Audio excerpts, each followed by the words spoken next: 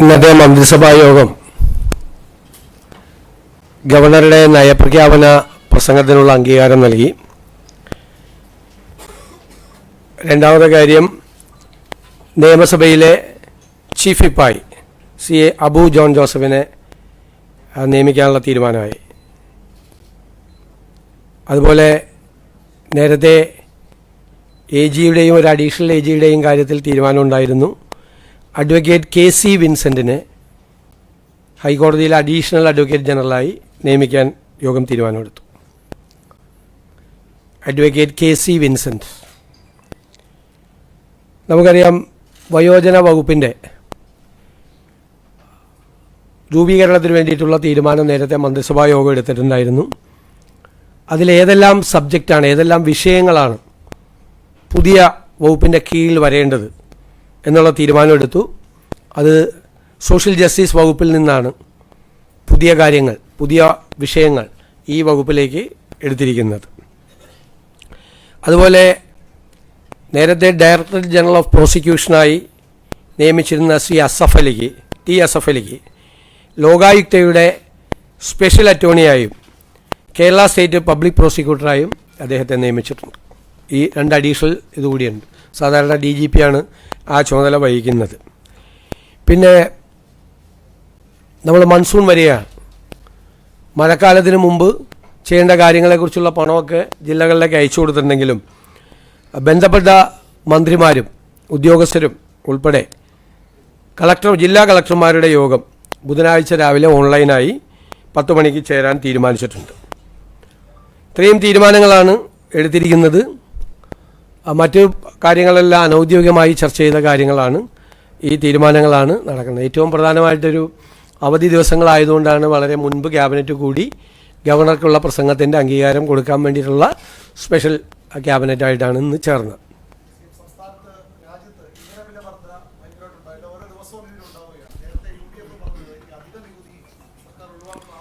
അത് നമ്മൾ പരിശോധിച്ചുകൊണ്ടിരിക്കുകയാണ്. കാരണം എന്ന് വെച്ച് കഴിഞ്ഞാൽ ഒരു തീരുമാനം എടുക്കാൻ പറ്റാത്ത അവസ്ഥയിലാണ്.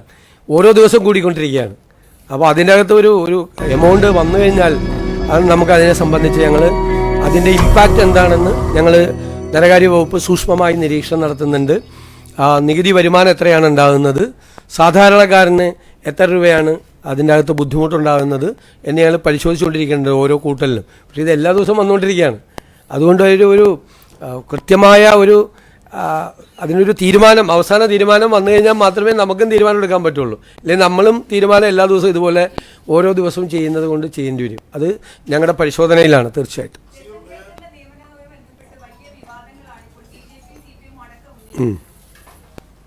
ഞാൻ ചോദിക്കട്ടെ, എന്താണ് ആ വിവാദത്തിൻ്റെ അടിസ്ഥാനം? അദ്ദേഹം സംസ്ഥാന സർവീസിലുള്ള ആളാണ് അല്ലേ? ഓൾ ഇന്ത്യ സർവീസിലുള്ള സംസ്ഥാനത്തെ ഒരു ഉദ്യോഗസ്ഥനാണ്.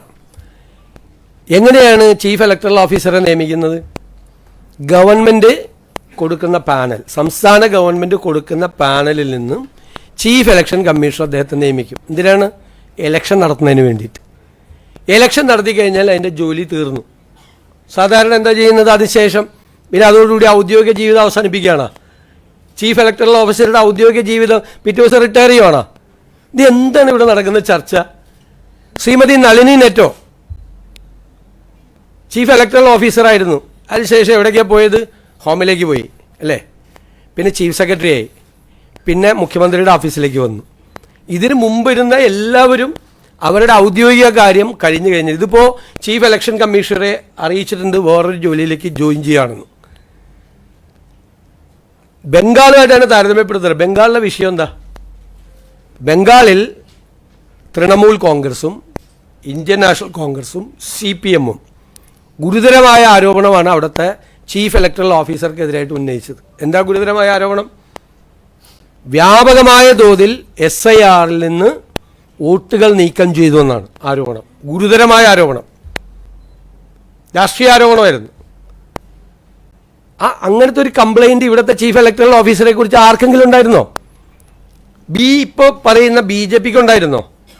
CPM-നുണ്ടായിരുന്നോ? അദ്ദേഹത്തെ പ്രപ്പോസ് ചെയ്തത് ഗവൺമെൻറ്റാണ്, അന്നത്തെ ഗവൺമെൻറ്റാണ്. CPM നേതൃത്വം കൊടുത്ത ഗവൺമെൻറ്റാണ് അദ്ദേഹത്തെ പ്രപ്പോസ് ചെയ്തത്. അതിലെന്താ അവിടുത്തെ ഇവിടെ ആകെ കംപ്ലൈൻറ്റ് പറഞ്ഞത് പ്രതിപക്ഷ നേതാവിൻ്റെ ഓഫീസിൽ നിന്നാണ് ചില പരാതികൾ അദ്ദേഹത്തിന്. അത് വ്യക്തിപരമായ പരാതിയല്ല, ഇലക്ഷൻ്റെ കാര്യത്തിലുള്ള ചില പരാതികൾ. അത് അദ്ദേഹം പൊളിറ്റിക്കൽ പാർട്ടികളുടെ എല്ലാം മീറ്റിംഗ് കൂടി അതെല്ലാം നമ്മുടെ ശ്രദ്ധയിൽപ്പെട്ടപ്പോഴേക്കാൾ ഏറ്റവും കൂടുതൽ കത്ത് കൊടുത്തിരിക്കുന്ന ഒരാൾ പ്രതിപക്ഷ നേതാവ് എന്ന നിലയിൽ ഞാനായിരുന്നു അന്ന് കൊടുത്തിരുന്നത്. വല്ലാതെ ഒരു പൊളിറ്റിക്കൽ പാർട്ടിയും അദ്ദേഹത്തിനെതിരായിട്ട് അദ്ദേഹം ഇലക്ഷൻ മാനിപ്പുലേറ്റ് ചെയ്തെന്നോ, അദ്ദേഹമാണ് ഞങ്ങളെ ജയിപ്പിച്ചത്, UDF 102 സീറ്റ് മേടിച്ച് തന്നത് ഈ രത്തൻ കേൽക്കറാണ്. എന്തൊരു തമാശയാണ് കേരളത്തിൽ നടക്കുന്നത്, എന്തൊരു തമാശയാണ്. പിണറായി ഗവൺമെൻറ് പാനൽ കൊടുത്ത അതിൽ നിന്നാണ് ചീഫ് ഇലക്ഷൻ കമ്മീഷൻ ഇദ്ദേഹത്തെ ചീഫ് ഇലക്ടറൽ ഓഫീസറാക്കിയത്. പിണറായി ഗവൺമെൻറ് അദ്ദേഹത്തെ പാനലിൽ പെടുത്തിയത് തെരഞ്ഞെടുപ്പിൽ കൃത്രിമം കാണിച്ച് UDF 102 സീറ്റ് മേടിച്ചു കൊടുക്കാനാണ്. ഇതിനേക്കാൾ വലിയ തമാശയുണ്ട് ഇതൊക്കെ ചർച്ച ചെയ്യുന്നതിന്. എനിക്ക് എല്ലാവരോടുള്ള അഭ്യർത്ഥന, കുറച്ചുകൂടി കൺസ്ട്രക്റ്റീവായിട്ടുള്ള ക്രിയേറ്റീവായിട്ടുള്ള നമ്മുടെ സംസ്ഥാനത്തിൻ്റെ ഭാവിക്ക് വേണ്ടിയിട്ടുള്ള വിഷയങ്ങൾ ചർച്ച ചെയ്യേ. ഞങ്ങളെ വിമർശിച്ചോ, ഇത് എനിക്കിപ്പോഴും നിങ്ങൾ ആരെങ്കിലും ഒരു ചോദ്യം ചോദിക്കുക എന്നോട്, സംശയം, നിങ്ങളുടെ ഒരു സംശയം ചോദിക്കും ഈ വിഷയത്തിൽ. എന്ത് തെറ്റാണ് ഞങ്ങൾ ചെയ്തത്, എന്താണെന്ന് ചോദിക്കും.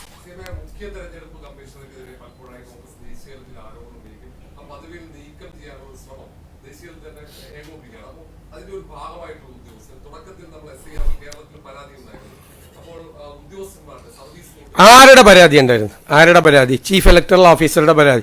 ഇവിടെ SIR കുറിച്ച് ഒരു കംപ്ലൈൻറ്റ് വന്നിട്ടില്ല. ഇവിടുത്തെ ഏറ്റവും വലിയ പ്രതിപക്ഷം നമ്മളല്ലേ, BJP പ്രതിപക്ഷത്തിരുന്നിരുന്നതാണ്. അവരാരെങ്കിലും ഈ ചീഫ് ഇലക്ടറൽ ഓഫീസറെ കുറിച്ചോ അദ്ദേഹത്തിൻ്റെ നടപടിക്രമങ്ങളെക്കുറിച്ചൊരു കംപ്ലൈൻറ്റ് പറഞ്ഞിട്ടുണ്ടോ? ഭരണകക്ഷി നിയമിച്ചാണ്, അന്നത്തെ ഭരണകക്ഷി പിണറായി സർക്കാരിൻ്റെ പ്രപ്പോസലാണ് ചീഫ് ഇലക്ഷൻ കമ്മീഷൻ വെച്ചിട്ട് അദ്ദേഹത്തെ അംഗീകരിച്ച്. CPM അദ്ദേഹത്തെക്കുറിച്ച് പരാതി പറഞ്ഞിട്ടുണ്ടോ? പ്രതിപക്ഷമായ ഞങ്ങളല്ലേ പറയേണ്ടത്. ഞാനാണ് ഏറ്റവും കൂടുതൽ കത്തുകൾ അദ്ദേഹത്തെ അയച്ചത്. അതെല്ലാം അല്ലല്ല, വെയിറ്റ്, ഇത് പറ ഇതല്ലേ ചോദ്യം. അപ്പോൾ അതുകൊണ്ട് ഈ ചീഫ് ഇലക്ടറൽ ഓഫീസർ ഒരിടത്ത് അതേ എഫിഷ്യൻ്റ് ആയിട്ടുള്ളൊരു ഓഫീസറാണ്. അതുകൊണ്ടാണ് ഞാൻ എൻ്റെ ഓഫീസിൽ വെച്ചത്. അദ്ദേഹം നല്ല ട്രാക്ക് റെക്കോർഡുള്ള വിവിധ വകുപ്പുകൾ, അദ്ദേഹം മുഖ്യമന്ത്രിയുടെ കീഴിൽ പ്രവർത്തിച്ചിട്ടുണ്ട്, അന്നത്തെ മുഖ്യമന്ത്രിയുടെ കീഴിൽ അല്ലേ. സെക്രട്ടറി IT ആയിട്ടുണ്ട്, സെക്രട്ടറി എൻവയോൺമെൻറ്റ് ആയിട്ടുണ്ട്, secretary planning and economic affairs ആയിട്ട് മുഖ്യമന്ത്രിയായിരുന്ന പിണറായി വിജയൻ്റെ കീഴിൽ അദ്ദേഹത്തിൻ്റെ വകുപ്പിൽ പ്രവർത്തിച്ചിട്ടുണ്ട്. സെക്രട്ടറി ടാക്സസ് ആയിട്ടും GST കമ്മീഷണറായിട്ടും അന്നത്തെ ധനകാര്യമന്ത്രിയുടെ കീഴിൽ പ്രവർത്തിച്ചിട്ടുണ്ട്. ആ എക്സ്പീരിയൻസ് കൂടി വേണ്ടേ? ഞാൻ ധനകാര്യ വകുപ്പ് കൂടി കൈകാര്യം ചെയ്യുമല്ലേ. ടാക്സസ് കമ്മീഷണറും സെക്രട്ടറി ടാക്സസും ആയിരുന്നു അദ്ദേഹം. എന്തായി പറയുന്നത് വേറെ ഇങ്ങനത്തെ തമാശകൾ? ഞാൻ ഇതിന് ഈ അടുത്ത ജയിച്ചതിന് ശേഷം ആദ്യം കേൾക്കുന്ന തമാശയാണിത്. ഭയങ്കര തമാശയാണ്, ഭയങ്കര ചർച്ച. എന്താണെന്നൊരു പിടിയിട്ടുണ്ട് ഇത്.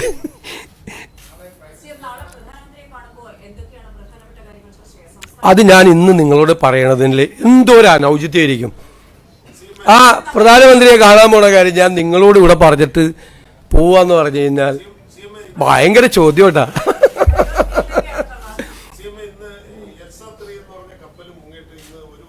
ആ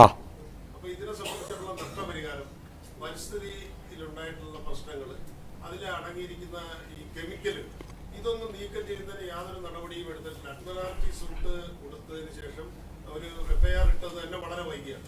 പിന്നെ ഇപ്പോൾ കേരളത്തിന്റെ തെക്കൻ തീരങ്ങളിൽ ഈ പ്ലാസ്റ്റിക് പെല്ലറ്റുകളും ഇതിന്റെ ഈ ഓയിൽ കണ്ടന്റുകളും ഇപ്പൊ മൺസൂൺ തുടങ്ങിയപ്പോൾ അടിയൊഴുക്ക് വർദ്ധിച്ചപ്പോൾ അത് തീരെ തടിയുന്നു.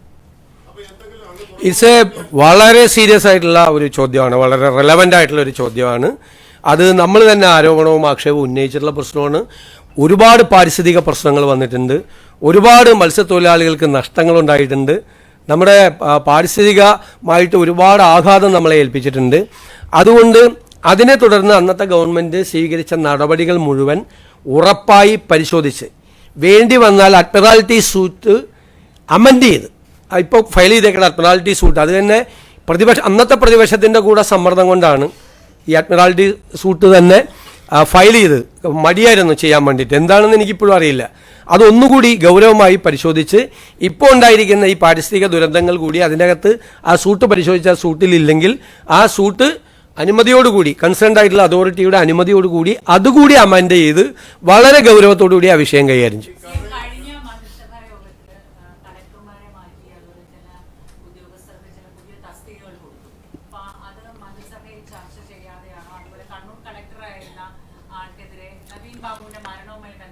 ഇതെല്ലാം ഭരണപരമായ തീരുമാനങ്ങളാണ്. ഇതിൻ്റെ അകത്ത് ആദ്യം എടുത്തിരിക്കുന്നത് കളക്ടർമാരുടെ ഡ്യൂ വന്നു. ഇപ്പോൾ ഓഫീസെല്ലാം റെഡിയാവുന്നേ ഉള്ളൂ. അപ്പോൾ ആ കളക്ടർമാരെ നിയമിക്കാൻ പറഞ്ഞു. സീനിയോറിറ്റി അനുസരിച്ചിട്ടാണ് നിയമിക്കാൻ പറഞ്ഞത്. ബാക്കിയുള്ള സ്ഥലത്ത് ഈ കളക്ടർ സ്ഥാനത്ത് മാറുന്ന ആളുകൾക്ക് പല സ്ഥലങ്ങളും കൊടുത്തു. ഉദ്യോഗസ്ഥന്മാരുടെ ഡിപ്ലോയ്മെൻ്റ് ആയിട്ടില്ല. കാരണം എന്ന് വെച്ച് കഴിഞ്ഞാൽ ഈ വകുപ്പുകൾ വെച്ചതിനെ റാഷണലൈസ് ചെയ്യണം. ഓരോ മന്ത്രിമാർക്കും ഇപ്പം 3-4 സെക്രട്ടറിമാരുണ്ട്. എൻ്റെ വകുപ്പുകൾ തന്നെ ഏകദേശം 8-9 സെക്രട്ടറിമാരുണ്ട്. അങ്ങനെ ഭരിക്കാൻ പറ്റില്ല. അപ്പം ഞങ്ങൾ ഈ വകുപ്പുകൾ റാഷണലൈസ് ചെയ്തുകൊണ്ടിരിക്കുക. വകുപ്പുകൾ റാഷണലൈസ് ചെയ്യുന്നത് വെച്ച് കഴിഞ്ഞാൽ അപ്പോൾ ഓരോ വകുപ്പ് എടുത്ത് ഓരോ മന്ത്രിമാരുടെയും വകുപ്പ് എടുത്തു കഴിഞ്ഞാൽ അറിയാം അവിടെ ചിലപ്പോൾ 3-4 സെക്രട്ടറിമാരാണ്. ഉദ്യോഗസ്ഥന്മാരുടെ ക്ഷാമമുണ്ട് കേരളത്തിൽ IASകാരുടെ ക്ഷാമമുണ്ട്.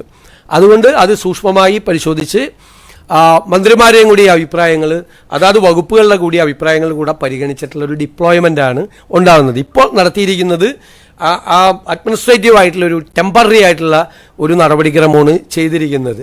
അതിൽ മന്ത്രിസഭയിൽ വെക്കേണ്ട കാര്യങ്ങൾ മന്ത്രിസഭയിൽ വെക്കും, അല്ലാതെ ജനറൽ അഡ്മിനിസ്ട്രേഷൻ തീരുമാനിക്കേണ്ട കാര്യങ്ങൾ ജനറൽ അഡ്മിനിസ്ട്രേഷൻ തീരുമാനിക്കും. പിന്നെ ഈ ചോദ്യം ചോദിച്ചല്ല, കഴിഞ്ഞ 10 വർഷമായിട്ട് ഇത്തരം തീരുമാനങ്ങൾ എവിടെ എടുത്തിരുന്നത്? മന്ത്രിസഭയിൽ വെച്ചിട്ടാണ് എടുത്തിരുന്നത്. അല്ല അതൊന്നുമില്ല. എവിടെയാണ് തീരുമാനം എടുത്തിരുന്നത് കഴിഞ്ഞ 10 വർഷം? അല്ല 10 വർഷം എവിടെ തീരുമാനം എടുത്തിരുന്നത്? അല്ലല്ല, അതിനൊരു പ്രൊസീജിയർ ഉണ്ടെന്നേ. അതിനൊരു പ്രൊസീജിയർ ഉണ്ട്. അത് തീരുമാനം എടുക്കേണ്ട സ്ഥലം അതാണ്. ആ സ്ഥലത്ത് തന്നെയാണ് തീരുമാനം എടുത്തിരിക്കുന്നത്. അത് നിങ്ങളുണ്ടാക്കുന്ന വിവാദങ്ങളല്ല, ഒന്നുമില്ല.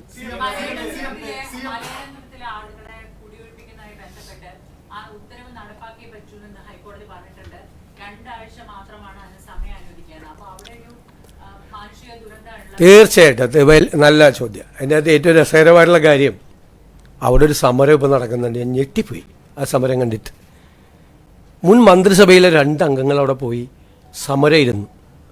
ഈ സംഭവം നടക്കുന്നത് ഞങ്ങൾ സത്യപ്രതിജ്ഞേൻ്റെ അടുത്ത ദിവസമല്ലേ അല്ലേ? അത് 15ാമത്തെ പോക്കാണ് അവർ റിക്കവറി നടത്താൻ വേണ്ടിയിട്ട് പോകുന്നത്, ജപ്തി ചെയ്യാൻ വേണ്ടിയിട്ട് പോകുന്നത്. അവരെ ജപ്തിയല്ല, അവരെ അവിടുന്ന് ഒഴിപ്പിക്കാൻ വേണ്ടി, എവിക്ഷന് വേണ്ടി പോകുന്നത്. കഴിഞ്ഞ ഗവൺമെൻറ് ഇരുന്ന സമയത്ത് 14 പ്രാവശ്യം കോടതി ഉത്തരവനുസരിച്ചിട്ട് ഇവരെ ഒഴിപ്പിക്കാൻ വേണ്ടി പോയിട്ടുണ്ട്. 14 പ്രാവശ്യം. ആ ഗവൺമെൻറ് ഒരു ചെറുവിരൽ ഈ വിഷയം തീർക്കാൻ വേണ്ടി എടുത്തിട്ടില്ല. ചെറുവിരൽ അനക്കിയിട്ടില്ല. ഒരു നടപടി സ്വീകരിച്ചിട്ടില്ല. അതൊരു പ്രൈവറ്റ് കേസാണെന്നുള്ളതാണ്. പ്രൈവറ്റ് കേസാണ്. സ്വകാര്യ വ്യക്തി അവർക്കെതിരായിട്ട് അവരുടെ സ്ഥലം കയറിയെന്ന് പറഞ്ഞ് കൊടുത്തിരിക്കുന്ന കേസാണ്. 14 പ്രാവശ്യവും ഇത് അന്വേഷിക്കാത്ത ആളുകൾ ഞങ്ങളുടെ ഗവൺമെൻറ് വന്ന് പിറ്റേ ദിവസം 15ാമത്തെ പ്രാവശ്യം സുപ്രീം കോടതിയും കൂടി ചെയ്തേക്കുന്ന ഉത്തരവാണ്. പോയപ്പോൾ ഇപ്പോൾ ഭയങ്കര സമരം. ഞങ്ങൾ ആ ഗവൺമെൻറ് ചെയ്ത പോലെ 14 പ്രാവശ്യവും നിരുത്തരവാദിത്തപരമായ നിലപാടെടുത്ത കഴിഞ്ഞ ഗവൺമെൻറ്റിൻ്റെ നിലപാടല്ല ഞങ്ങളെന്താ ചെയ്തത്? അടിയന്തരമായി എറണാകുളം ജില്ലയിൽ നിന്നുള്ള മന്ത്രി, ഉന്നത വിദ്യാഭ്യാസ വകുപ്പ് മന്ത്രി റോജി എം ജോണിനെ കൊണ്ട് മീറ്റിംഗ് വിളിപ്പിച്ചു. ഞങ്ങൾ പരിശോധിച്ച് എന്ത് ചെയ്യാൻ പറ്റുമെന്ന്. ഞങ്ങളുടെ തീരുമാനം എന്താണെന്നറിയോ? കോടതി ഉത്തരവ് നടപ്പാക്കിയാൽ ആ 8 കുടുംബങ്ങൾ വഴിയാധാരമാകില്ല. അതാണ് തീരുമാനം. അതിലവരോട് ഞങ്ങളൊരു പ്രപ്പോസൽ വെച്ചു. അവർക്ക് കോടതി ഉത്തരവല്ലേ, നടപ്പാക്കിയാൽ നിങ്ങൾക്ക് പകരം സ്ഥലവും പകരം വീടും തന്ന് അവരെ ഞങ്ങൾ പുനരധിവസിപ്പിക്കും. അവരെ തെരുവിലേക്ക് വിടില്ല. ഇങ്ങനൊരു തീരുമാനം കഴിഞ്ഞ ഗവൺമെൻറ് എടുത്തിട്ടുണ്ടോ? 14 പ്രാവശ്യം വന്നിട്ടും ഒറ്റ പ്രാവശ്യമാണ് ഞങ്ങളുടെ ഗവൺമെൻറ്റുള്ളപ്പോൾ ഈ സംഭവം വന്നത്. ഞങ്ങൾ ആരൊക്കെയായിട്ട് സംസാരിച്ചിട്ടുണ്ടെന്നറിയോ? ഇതിൻ്റെ അകത്ത് ഈ വിക്ടിംസ് ആയിട്ടുള്ള ആളുകൾ, ഇരകളായിട്ടുള്ള ആളുകൾ, അവർക്കെതിരായിട്ട് കേസ് കൊടുത്തിട്ടുള്ള വ്യക്തിയായിട്ട് ഞങ്ങൾ സംസാരിച്ചു, ഒരു സെറ്റിൽമെൻറ്റിന് വേണ്ടിയിട്ട്. ഈ ചുരുങ്ങിയ 2-3 ദിവസങ്ങൾക്കുള്ളിൽ ഈ ഗവൺമെൻറ് ചെയ്തതാണ്. 2 കൂട്ടരുമായിട്ട് സംസാരിച്ചു. AGയോട് അതിൻ്റെ നിയമപരമായ പൊസിഷൻ പരിശോധിക്കാൻ പറഞ്ഞു. ഏതെങ്കിലും തരത്തിൽ ഗവൺമെൻറ്റിനെ ഇടപെടാൻ പറ്റുമോ എന്ന് പരിശോധിക്കുകയാണ്. കുറച്ച് സമയം കൂടി ലഭ്യമാകുമോ എന്ന് പരിശോധിക്കുകയാണ്. ഇങ്ങനെയാണ് ഒരു ഗവൺമെൻറ് ഒരു വിഷയം വന്നപ്പോൾ റെസ്പോണ്ട് ചെയ്തത്. ഞാൻ അത്ഭുതപ്പെട്ടു പോയി. അവിടെ പോയി മന്ത്രിമാർ, പഴയ ഗവൺമെൻറ്റിലെ മന്ത്രിമാർ അവിടെ ഇരിക്കുക. ആ ജില്ലയിൽ നിന്നുള്ള മന്ത്രിയായിരുന്നു, വ്യവസായ മന്ത്രി. അദ്ദേഹമാണ് ആദ്യം അവിടെ പോയത്. ഈ 14 പ്രാവശ്യം അവരെ കുടിയൊഴിപ്പിക്കാൻ പോയപ്പോൾ എന്ത് ചെയ്തു ഇവരെല്ലാം? ഞാൻ അധികം രാഷ്ട്രീയമൊന്നും പറയേണ്ടെന്ന് വിചാരിച്ചിട്ടിരിക്കുന്നതാണ്. കുറച്ച് കാര്യങ്ങൾ അല്ല, ഇതൊന്നും നിങ്ങളാരും പറയുന്നില്ല.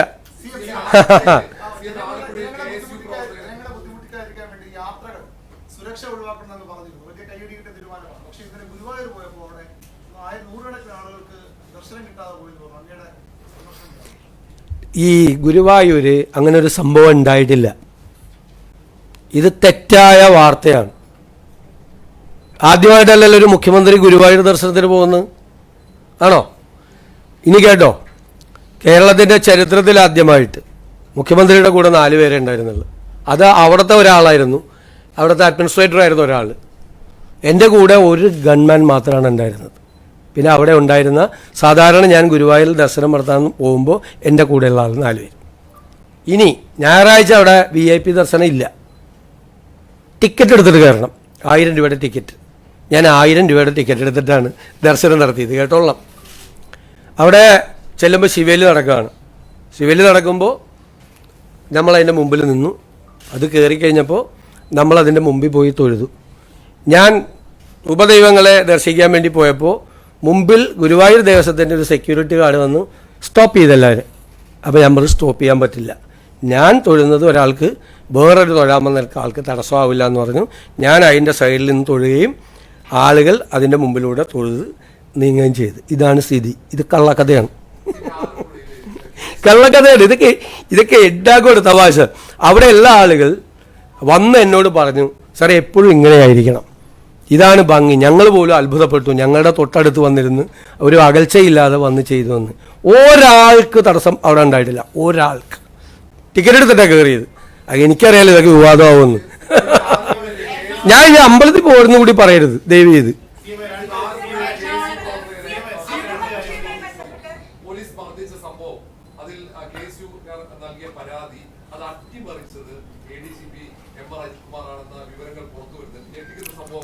അത് SIT അന്വേഷിച്ചുകൊണ്ടിരിക്കുകയല്ലേ, ഞാൻ അതിൻ്റെ ഇടയിൽ ഇങ്ങനെ കമൻറ്റ് പറയണം.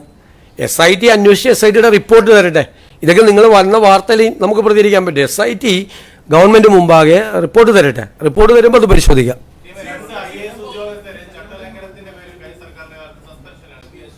അത് തീർച്ചയായിട്ടും പരിശോധിച്ചുകൊണ്ടിരിക്കുക. നടപടി അതിൻ്റെ അകത്ത്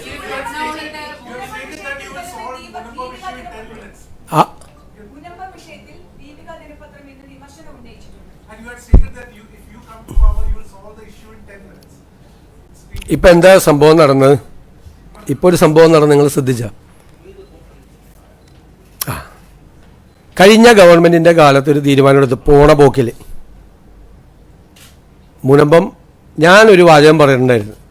അവിടെ 2 മതവിഭാഗങ്ങളെ ശത്രുക്കളാക്കാൻ വേണ്ടി നടത്തുന്ന ഒരു ശ്രമമാണ് അവിടെ നടന്നത്. അതിന് അന്നത്തെ സർക്കാർ കൂട്ടുനിന്നു പറഞ്ഞില്ലേ. ഇവരെല്ലാവരും അവിടെ ചെന്ന് പറഞ്ഞാൽ എന്താ, ഞങ്ങൾ നിങ്ങളെ കുടിയൊഴിപ്പിക്കില്ല അല്ലേ. ഇപ്പം പോണ പോക്കിൽ വഖഫ് ബോർഡ് ചെയ്തതെന്താ? ഏത് വഖഫ് ബോർഡാണ്? ഞങ്ങൾ വെച്ചിട്ടില്ലല്ലോ വഖഫ് ബോർഡ്. കഴിഞ്ഞ ഗവൺമെൻറ്റിൻ്റെ കീഴിലുള്ള പൊളിറ്റിക്കൽ അപ്പോയിൻമെൻ്റ് ആയിട്ടുള്ള വഖഫ് ബോർഡ് പോണ പോക്കിൽ ഇത് പോർട്ടലിൽ രജിസ്റ്റർ ചെയ്തിട്ട് പോയി. ഇനി സാധാരണ വഖഫ് ലാൻഡ് രജിസ്റ്റർ ചെയ്യുന്നത് അതിൻ്റെ മുത്തവല്ലിയാണ്. ഇവിടെ വഖഫ് ബോർഡ് തന്നെ അത് പോർട്ടലിലേക്ക് പെടുത്തിയിരിക്കുകയാണ്. മനസ്സിലാക്കിക്കൊള്ളാം എന്താ അവരുടെ ഉദ്ദേശം. ഇവർ 2 കൂട്ടരും ഒരേ പാതയിൽ സഞ്ചരിക്കുന്നവരാണ് എന്ന് ഒരു രാഷ്ട്രീയ ആരോപണം ഞാൻ പ്രതിപക്ഷ നേതാവെന്ന നിലയിൽ ഉന്നയിച്ചിട്ടുണ്ടായിരുന്നു. അതിന് അടിവരയിടുന്ന നടപടിയാണ് പോണ പോക്കി ചെയ്തത്.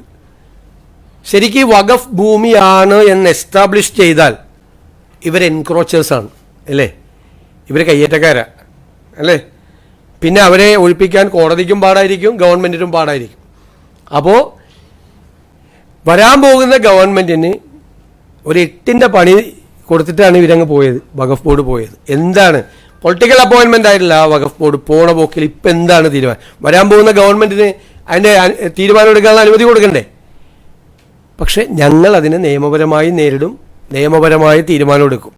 അപ്പോൾ 10 മിനിറ്റ് കൊണ്ട് തീരുമാനം എടുക്കാതിരിക്കാൻ വേണ്ടിയിട്ടാണ് ഈ ചെയ്തത്.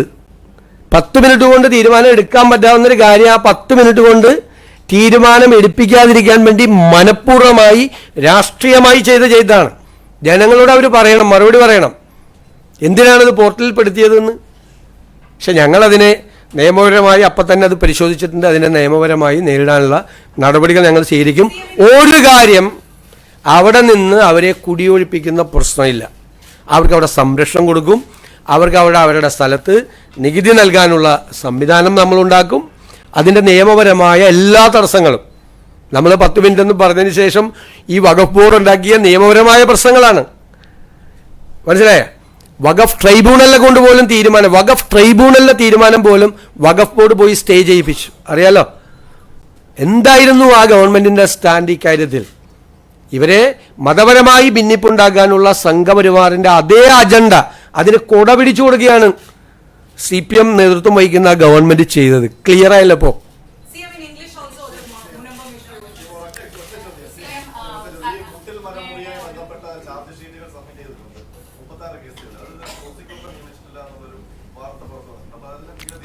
അല്ലല്ല, അതെല്ലാം പരിശോധിക്കും. അതൊക്കെ ഭരണപരമായ കാര്യങ്ങളാണ്, പരിശോധിക്കും. അത് വന്നു കഴിഞ്ഞാൽ പ്രോസിക്യൂട്ടറെ നിയമിക്കും.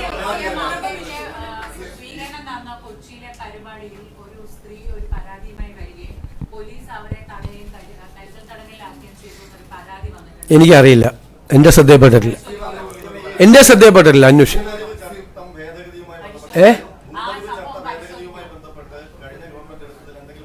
ഏതാണ്?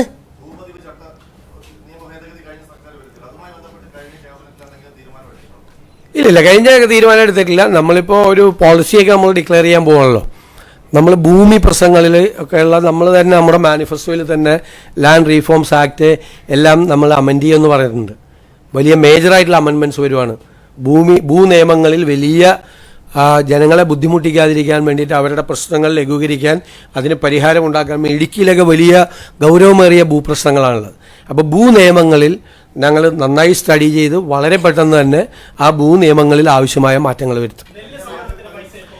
നെല്ല് സംഭരണത്തിൻ്റെ ഇപ്പോൾ മിനിസ്റ്റേഴ്സിൻ്റെ യോഗം കൂടി അവരുടെ റിപ്പോർട്ട് തന്നിട്ടുണ്ട്. അത് പരിഗണിച്ച് എത്രയും പെട്ടെന്ന് തീരുമാനങ്ങൾ എടുക്കും. തീർച്ചയായിട്ടും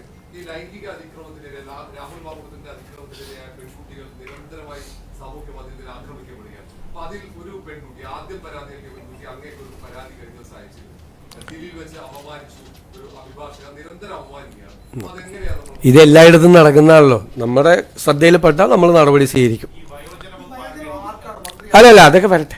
അതൊക്കെ ഇപ്പം എന്തായാലും മുഖ്യമന്ത്രിയുടെ അടുത്താണ്. ജൂൺ 15 തുടങ്ങും, അതിനു മുമ്പ് പ്രഖ്യാപിക്കുമെന്ന് പറഞ്ഞില്ലേ? ടെൻഷനായ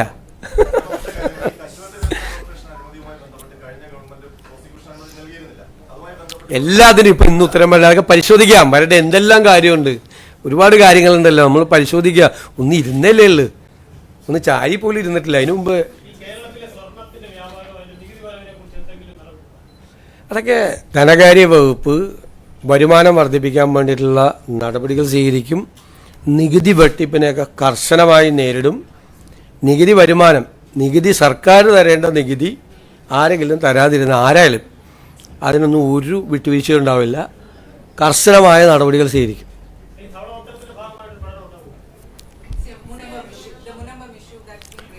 Munambam, now the Waqf board, which was under the previous government, they have taken a decision to register that Munambam controversial land in the Waqf portal.